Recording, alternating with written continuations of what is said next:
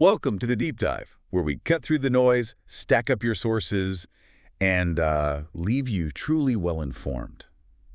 Today, we're diving into something that, well, often flies under the radar. Yeah.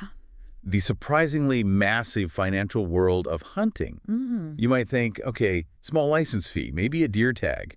But what if I told you it's actually a multi-billion-dollar economic force? Yeah, a huge job creator and really foundational for conservation funding across the U.S. Exactly. And that's really our mission with this deep dive, isn't it? To get past the assumptions. Right. We want to uncover, the sheer scale of money hunters spend each year, what they're actually buying, and I think crucially, the why it matters part. The ripple effects. Precisely, those ripple effects that go way beyond the hunting community itself. Understanding these sort of hidden financial ecosystems is key. Yeah, it shows how these activities really feed into the broader economy and the environment, too. Okay, so let's peel back that curtain. Let's get straight to the numbers because, honestly, they are astounding. They really are. Our sources show that between, 2016 and 2020, hunters in the U.S. spent around $27 billion every year. Every single year. And you've got roughly 15 million hunters contributing to that. So it's not just a big number. It's this consistent, massive economic engine. What's really striking, I think, isn't just the total amount, but how consistent it is year after year. Right. Like if you look at 2016 data, it was $26.2 billion from about 11.5 million hunters. Okay. Then the Fish and Wildlife Organization's 2018 report, the one called Hunting in America, an Economic Force for Conservation. Yeah, I saw that one. It recorded an even higher figure, $27.1 billion. So it's not a fluke. It's this persistent, powerful flow of money. And if you break that down, so the average person listening, the average hunter is spending about $2,363 a year in retail stores. Think about that. Yeah, that's nearly $200 a month, right? Yeah. It totally reframes it. It's not just a weekend hobby. It's a significant economic activity for millions of households. Absolutely. Makes it really clear we're talking about way more than just grabbing a basic permit. So with that kind of massive spending, you have to ask, okay, where is all this money actually going? And it seems like how it's distributed really depends on what kind of hunting people are actually doing. That's right. If we look at the 2016 spending breakdown, big game hunting, maybe not surprisingly, took the biggest slice. About 56.9% of all the spending. Wow, over half. Yeah.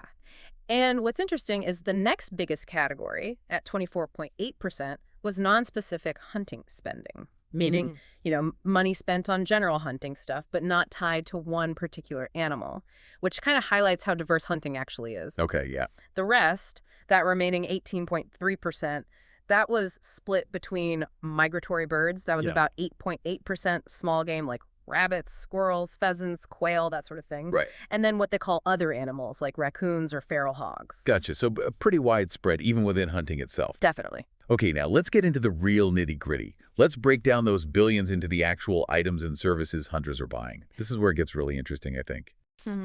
What's the absolute top category for purchases? Well, the clear leader, by quite a margin actually, is firearms, ammunition, and archery equipment.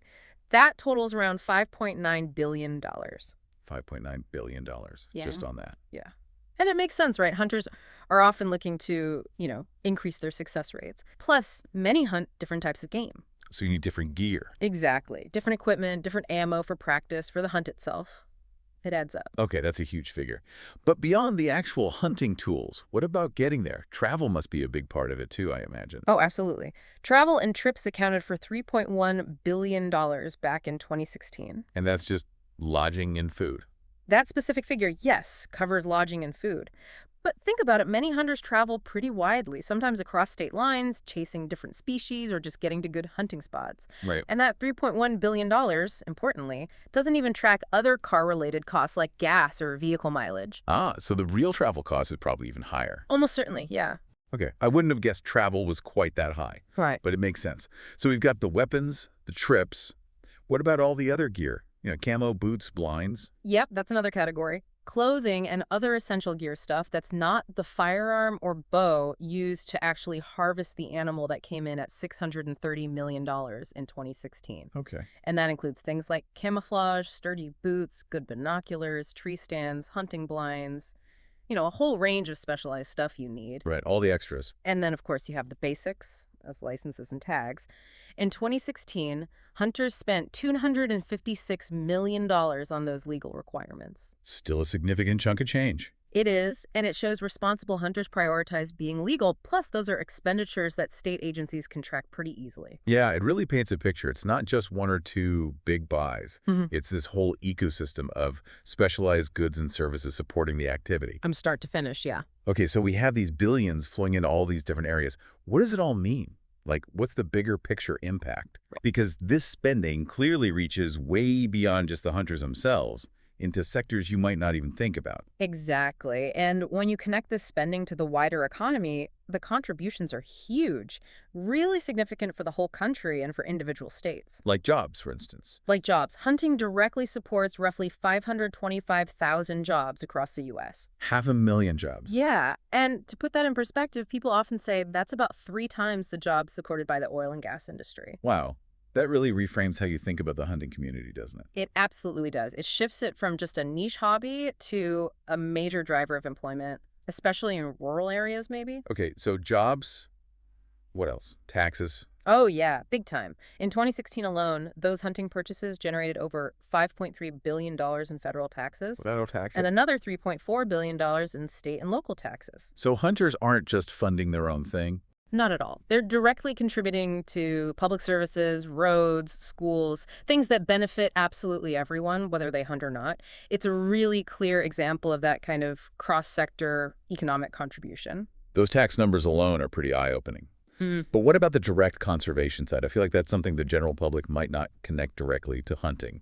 And it's arguably one of the most direct and profound impacts. You see, a cornerstone of this is something called the Pittman-Robertson Act. Pittman-Robertson, right. Officially, it's the Federal Aid and Wildlife Restoration Act of 1937. Basically, it puts an 11% excise tax on firearms, ammunition, and archery equipment. Okay, an 11% tax just on that gear. Correct. It was signed by FDR back in 37, went into effect in 38, and since then, look at this single act has raised more than $12 billion for the Wildlife Restoration Act Fund. $12 billion? Yeah. Just from that tax? Just from that tax. And on top of that federal program, the money hunters spend directly on state licenses, tags, and permits that directly fund state and local wildlife preservation programs, habitat restoration, species management, research. So it's funding conservation at multiple levels then? Absolutely.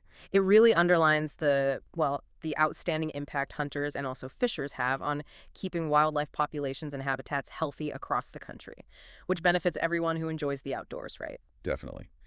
So to kind of wrap up our deep dive today, we've seen how what looks like maybe a focused outdoor activity is actually this immense financial engine. Billions spent every year on all sorts of things, from high-tech gear to travel, but then also these huge economic ripples, jobs, taxes. And crucially, that direct conservation funding. Right, the conservation funding that's often unseen. It's a pretty surprising picture, I think. Hopefully you listening feel a bit more well-informed now about this unexpected impact. And maybe it raises an important question for you to think about, too.